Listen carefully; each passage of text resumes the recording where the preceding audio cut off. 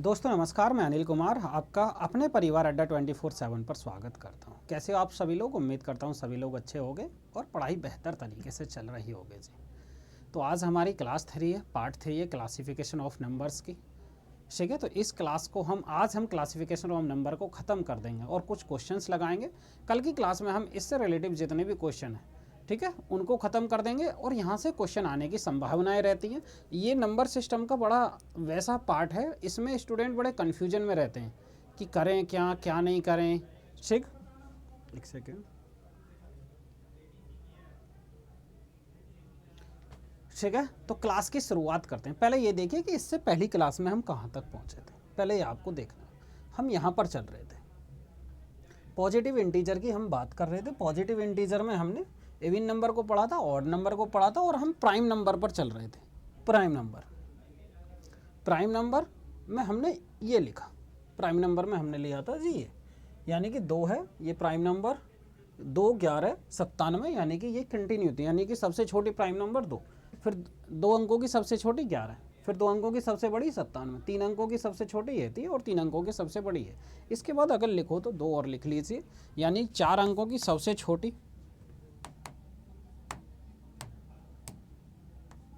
4 अंकों की सबसे छोटी होती है जी 1009 और सबसे बड़ी 997 है। ठीक है, ये हो गए 2, 3, 5, 7, 3, 5, 7 3 कॉन्जिक्यूटिव प्राइम नंबर्स होते हैं, 3 लगातार हमारी अभाज्य संख्याएं होती हैं। 1 से 50 तक 15 होते हैं, 50 से 100 तक 10, 1 से 100 तक 25, 1 से 200 तक 46, 1 से 500 तक 95, 168, यहाँ तक हम बता चुके थे। ठीक है, तो अब जो इससे आगे की बात करते हैं जी, इससे आगे की बात कि प्राइम नंबर को हम 2 तरीके से समझ सकते हैं। प्राइम नंबर को हम 2 तरीके से समझ सकते हैं, यानी कि प्राइम नंबर के भी 2 पार्ट होते हैं। यहाँ पर देखें, प्राइम नंबर के भी 2 पार्ट होते हैं। कौन कौन से बोलोगे सर? बताइए कौन कौन से 2 पार्ट। तो पहला पार्ट तो ये होता, ठीक है, twins prime number, twins prime number, जुड़वा अभाज्य संख्या, जुड़वा अभाज्य संख्या। ठीक है, दूसरा जो होता है उसको बोलते हैं हम relative prime number, relative prime number, या इसी का दूसरा नाम है को प्राइम नंबर, को प्राइम नंबर। ठीक है, इसको बोलते हैं सापेक्षित अभाज्य संख्या, सापेक्षित अभाज्य, या बोल देंगे जी हम आपेक्षित अभाज्य। ठीक है, ये जो है को प्राइम यानी कि अभाज्य संख्या, अभाज्य। ठीक, आज इस क्लासिफिकेशन ऑफ नंबर को खत्म कर देंगे हम। देखिए, ये समझ आया? बोलोगे सर इसके अंतर्गत कौन कौन सी आती हैं? देखो, वे संख्याएं, यानी कि ऐसा समझो 2 प्राइम नंबर, 2 संख्याएं 2 प्राइम नंबर,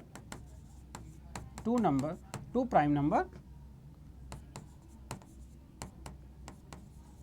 विच हैव, या ऐसा करिए, ऐसा नहीं, 2 प्राइम नंबर होनी चाहिए और वेयर डिफरेंस 2, यानी कि दोनों की दोनों प्राइम नंबर होनी चाहिए और उनके बीच का अंतर 2 होना चाहिए।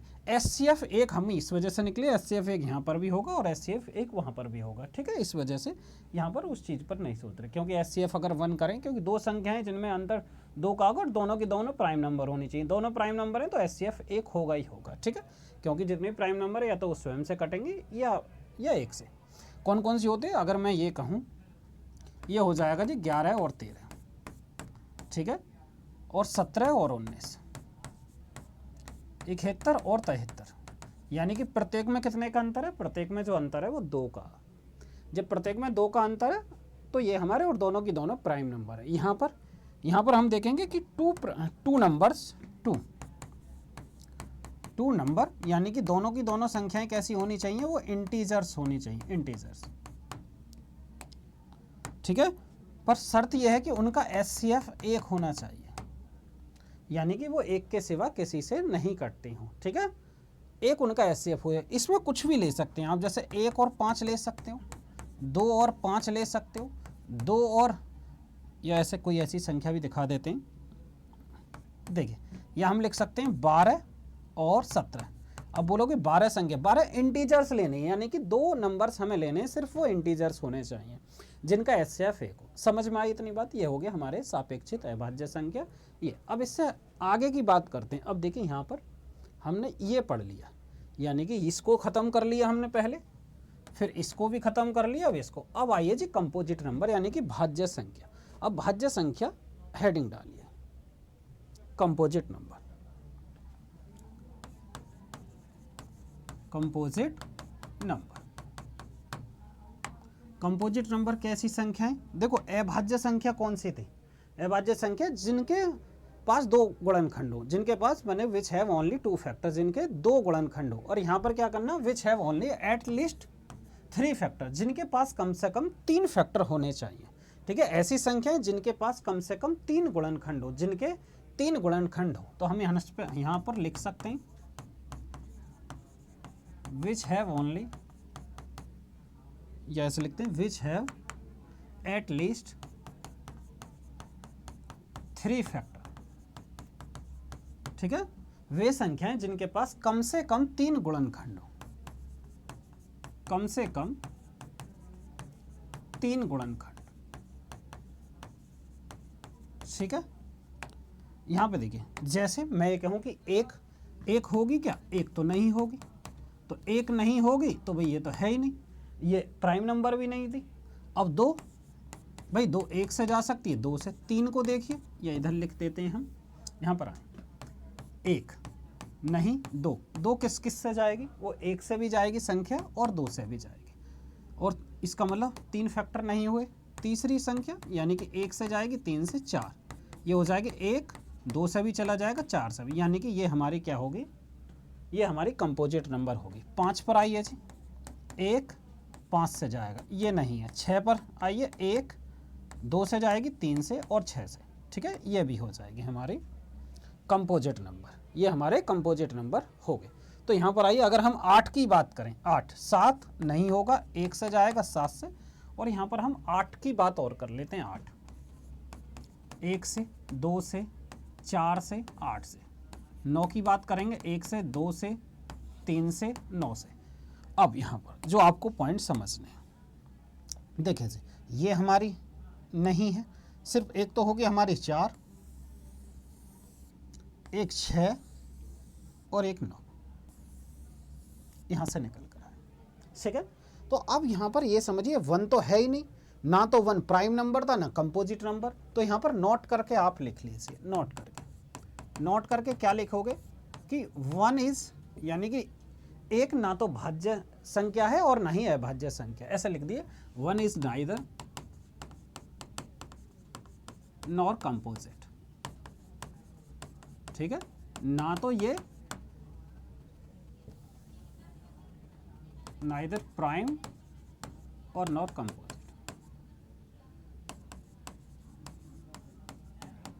ना तो ये अभाज्य संख्या है और ना ही ये क्या जी,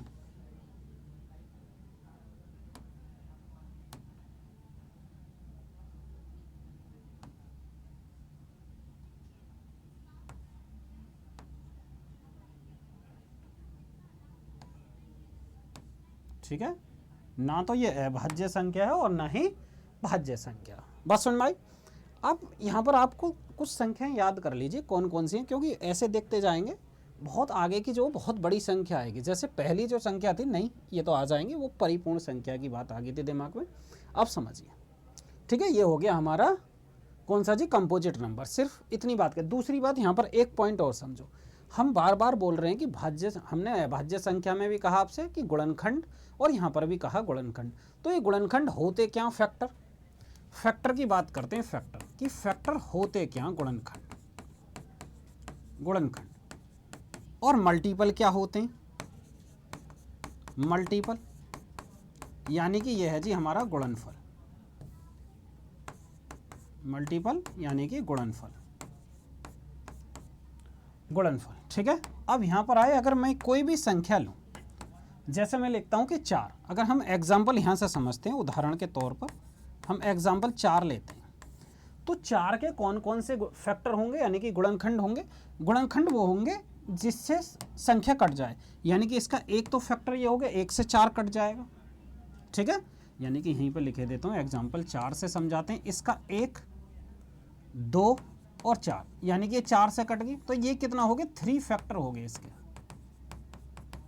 ठीक है। अगर हम 4 की यहाँ पर बात करें तो इसके मल्टीपल कितने होंगे, 4 एकम 4, 8, 12, 16, 20, 24, यानी कि इस तरीके से हम जाते जाएंगे।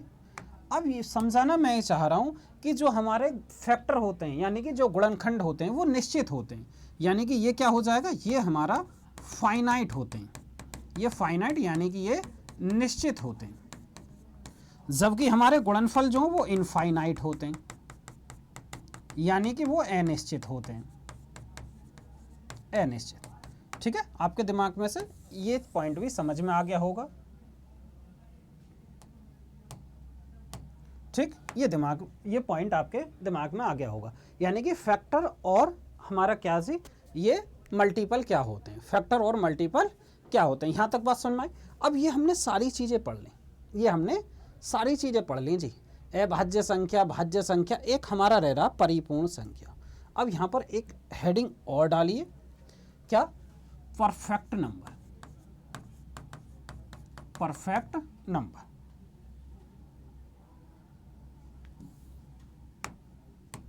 देखिए, परफेक्ट नंबर यानी कि परिपूर्ण संख्या, परिपूर्ण संख्या।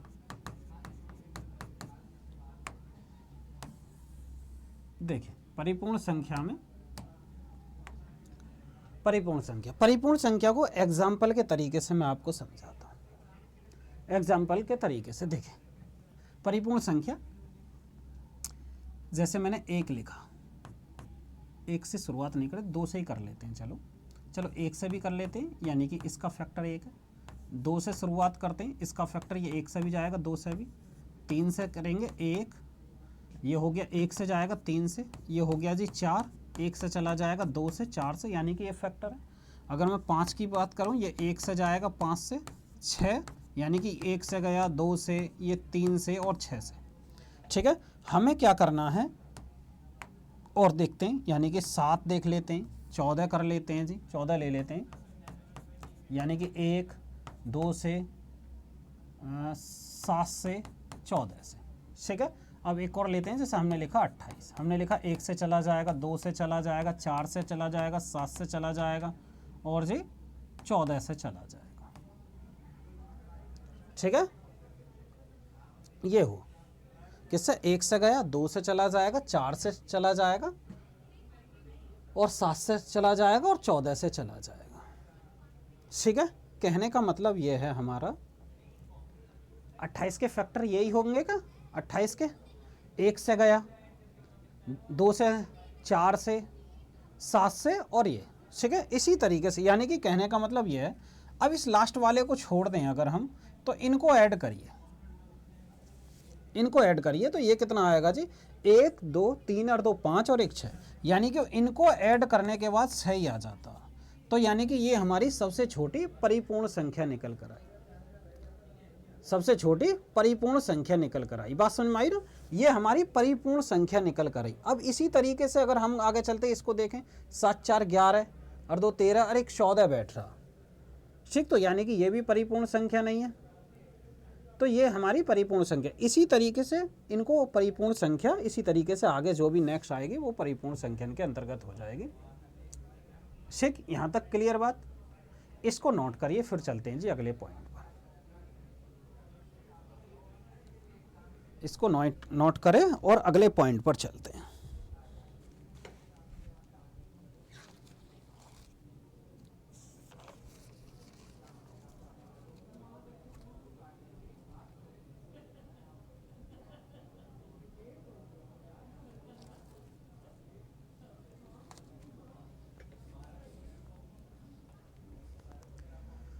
ठीक है,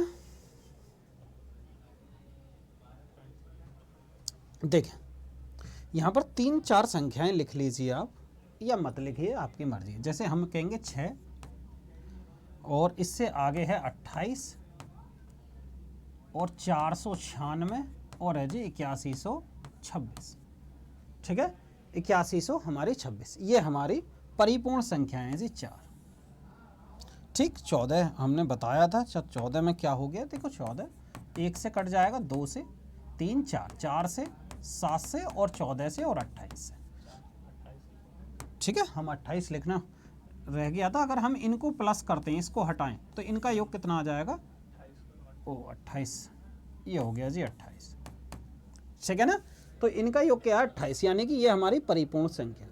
तो ये हो गया जी आपका क्लासिफिकेशन ऑफ नंबर, ये यहाँ पर पूरी तरीके से समाप्त हुआ। अब आगे जो पढ़ेंगे हम, इससे रिलेटिव क्वेश्चंस पढ़ने वाले हैं कि क्वेश्चंस किस तरीके से पूछे जाते हैं। यहाँ पर आइए जी, क्वेश्चनों पर देखें।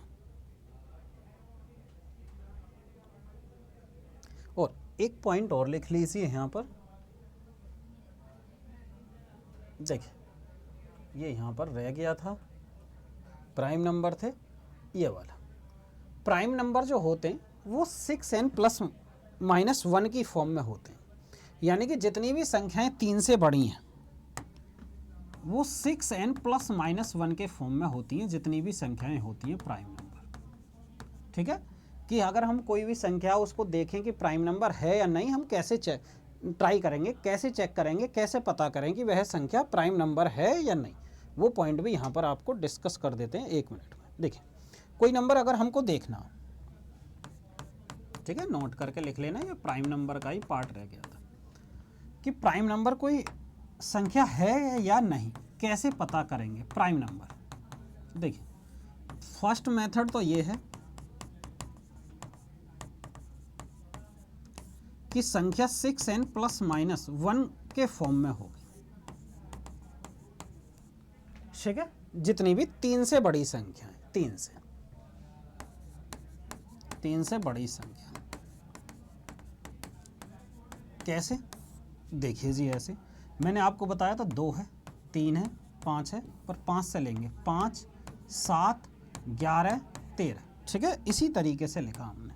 तो ये 6n प्लस माइनस 1 के फॉर्म में होंगे। जैसे हम करेंगे 6 गुणा 1 और माइनस 1, ये 6 में 1 की गुणा करेंगे प्लस 1, ये हो जाएगा 6 दूनी 12 माइनस 1 और 6 दूनी 12 प्लस 1। पर यहाँ पर एक और पॉइंट देखिए, अगर मैं 25 संख्या लिखूँ तो 25 को हम ऐसे लिख सकते हैं 24 और प्लस का 1, और जबकि ये हमारी प्राइम नंबर है नहीं। कहने का मतलब ये कि जितनी भी संख्याएं होंगी हमारी प्राइम नंबर, वो ये बात तो पक्की है कि वो 6n प्लस माइनस 1 की फॉर्म में होंगी, पर जरूरी नहीं है कि प्रत्येक संख्या हमारी क्या जी प्राइम नंबर ही हो, कि यानी कि जो संख्या हमारी 6n प्लस माइनस 1 की फॉर्म में हो वो जरूरी नहीं है कि वो हमारी प्राइम नंबर ही हो। कहने का मतलब ये, ऐसे समझिए, जितनी भी संख्याएं हैं, ऐसे समझते हैं, जितने भी प्राइम नंबर होते हैं, यानी कि जितने भी प्राइम नंबर होते हैं, ये बात तो 100% सही है, यानी कि ये बात तो 100% बिल्कुल सही है कि वो 6n प्लस माइनस 1 की फॉर्म में होंगे। ठीक है, पर अगर हम उल्टा चलें कि भाई हम कहें 6n प्लस माइनस 1 की फॉर्म में आ रही है, वो प्राइम नंबर है, तो ये बिल्कुल हो भी सकता और नहीं भी हो सकता। यानी कि ये तो 100% है, पर ये 100% श्योर नहीं है इस बात का कि वो प्राइम नंबर हो भी सकती है, नहीं भी हो सकती है। ठीक है, ये तो फर्स्ट मेथड हुआ। दूसरा मेथड जो हम पढ़ेंगे वो ये है, देखिए मैं ये लिखता हूँ कि 97 हमारी क्या जी प्राइम नंबर है। हमें कैसे पता चलेगी ये प्राइम नंबर है या नहीं, छोटी सी संख्या हमने ले ली, तो 97 से बड़ी जोन सी भी हमारी पूर्ण संख्याएं हो, यानी कि परफेक्ट स्क्वायर नंबर हो, वो देखिए। तो 97 के बाद कितना होता है, 100 होगी हमारी। ठीक है, ये किसका 100 होगी हमारी पर पूर्ण संख्या, यानी कि किसका स्क्वायर है, 10 का। तो हमें 10 से छोटी संख्याएं लेनी है, 10 से छोटी कौन कौन सी, 2 3 5 7। अब ये अगर इनमें से किसी से भी चलेगी ये संख्या, तो हमारी क्या है जी, ये perfect number, sorry prime number नहीं होगा, यानी कि ये हमारी अभाज्य संख्या होगी। 2 से काटिए नहीं, 3 से नहीं जाने का, 5 से नहीं जाने का, यानी कि 7 से नहीं जाने का। ये 97 हमारी क्या हो जाएगी जी, ये हमारी प्राइम नंबर हो जाएगी। इसी तरीके से यदि हम 104 की बात करें, यहाँ पर देखिए 104 अगर हम लिखते हैं, 104 से बड़ी परफेक्ट स्क्वायर नंबर। ठीक है, पूर्ण संख्या कौन सी है? 104, 11, 11 में 121। अगर हम 121 की बात करें यानी कि ये पूर्ण संख्या 11 121 हुआ, ठीक है, ये वाला नंबर यानी कि 104 से बड़ा ये आएगा, तो ये 121 आया जी। तो इससे छोटी यानी कि 2, 3, 5, 7 कितना हो जाएगा 11 और 13, ये किसी से भी नहीं कटना चाहिए। अगर किसी एक संख्या से भी कटेगी तो वो हमारा प्राइम नंबर नहीं होगा। यानी कि जैसे ये 13 से कट रही है, 13 8 104, यानी कि ये संख्या हमारी प्राइम नंबर नहीं होगी। ठीक है, अब चलते हैं जी सवालों पर। बस अब क्लासिफिकेशन ऑफ नंबर में आपका कोई भी पॉइंट नहीं बचा। यहां पर आए, देखिए पहला क्वेश्चन, यहां से पहले देखते हैं आपको फर्स्ट क्वेश्चन कौन सा कराना है। यहां पर आइए, सबसे पहले इस क्वेश्चन को देखिए, इसको, कि इनमें से कौन सी संख्या वास्तविक संख्या है लेकिन परमेय संख्या नहीं है। यानी कि हमारा रियल नंबर तो है पर हमारा क्या जी परमेय नहीं है। तो मैंने आपको बताया था कि रेशनल नंबर हमारे दो टाइप के होते हैं, यानी कि रेशनल नंबर के अंतर्गत हमने सारी चीज़ें बताई थी। जो रियल नंबर है हमारे दो टाइप के होते हैं, यानी कि रेशनल और इरेशनल, दो टाइप होते हैं। तो ये कह रहा कि कौन सी परमेय नहीं है, कौन सी परमेय नहीं है। परमेय संख्या कौन सी नहीं होगी? जिसको हम p बाई क्यू की फॉर्म में नहीं लिख सकते। यानी कि इसको हम p बाई क्यू की फॉर्म में लिख सकते हैं, इसको भी p बाई क्यू की फॉर्म में हम लिख सकते हैं जी।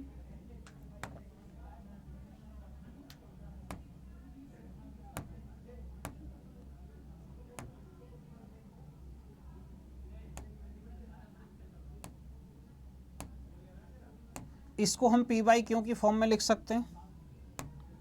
देखिए इसको p बाई क्यू, अरे क्या आ गया,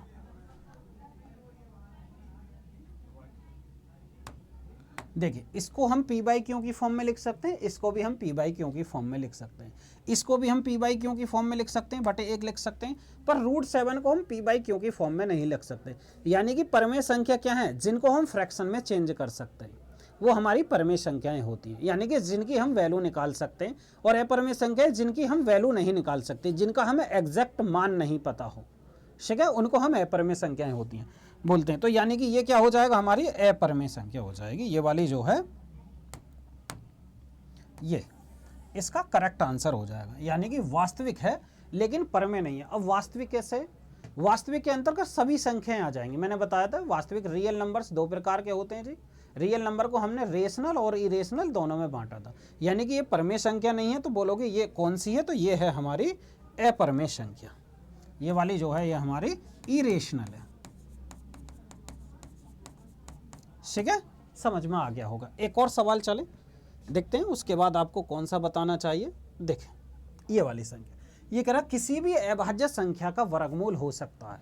यानी कि कोई भी आप वर्गमूल निकालिए, कोई भी अभाज्य संख्या, जैसे मैंने लिखा 2, 3, 5, 7, 11 और 13, इनका आप वर्गमूल निकालिए। जब हम इनके वर्गमूल देखेंगे इस तरीके से, इनके वर्गमूल की बात करें, ठीक है, वर्गमूल, तो वर्गमूल क्या इनके निकल सकते हैं? कंप्लीट इनकी वैल्यू नहीं निकल सकती, क्योंकि ये जो 1.414 ये लगभग में वैल्यू होती है, पता नहीं क्या है, 1.732 ये भी लगभग में वैल्यू होती है, पता नहीं आगे कितनी वैल्यू हो। तो इनको हम एग्जैक्ट वैल्यू नहीं निकाल सकते।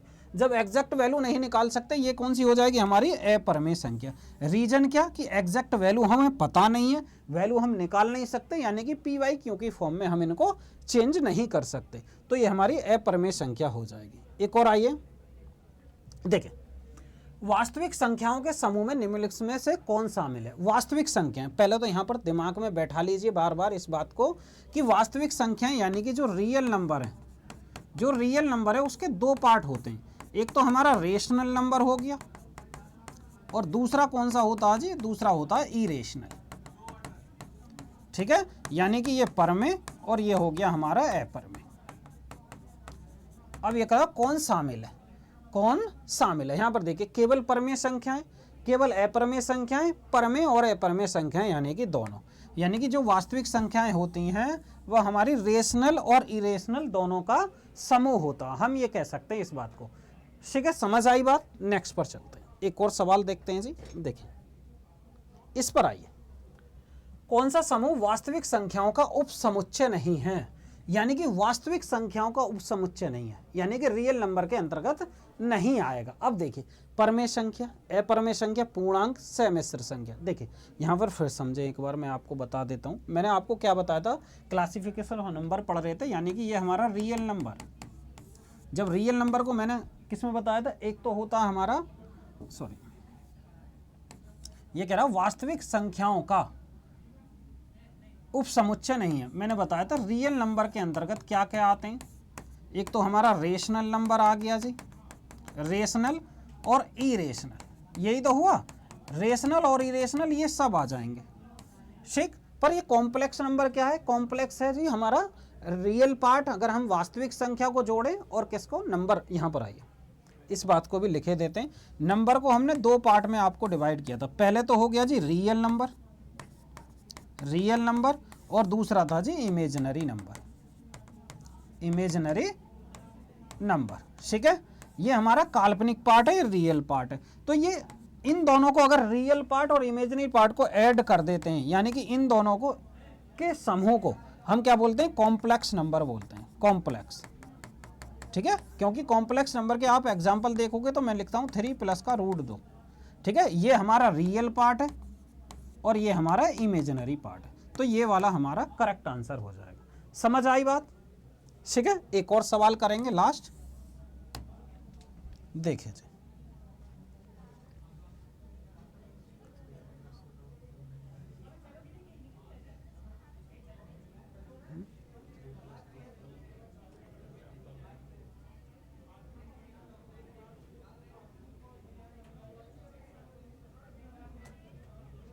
हाँ देखिए ये जो है एग्जाम्पल, यहाँ पर आई लगेगा क्योंकि आई इमेजिनरी पार्ट है ना कॉम्प्लेक्स नंबर में, रियल पार्ट और इमेजिनरी पार्ट, 3 + का i√2, ठीक है। वो हमने अलग लिख दिया था रियल, और हमने लिख दिया जी इरेशनल, रेशनल और इरेशनल लिख दिया।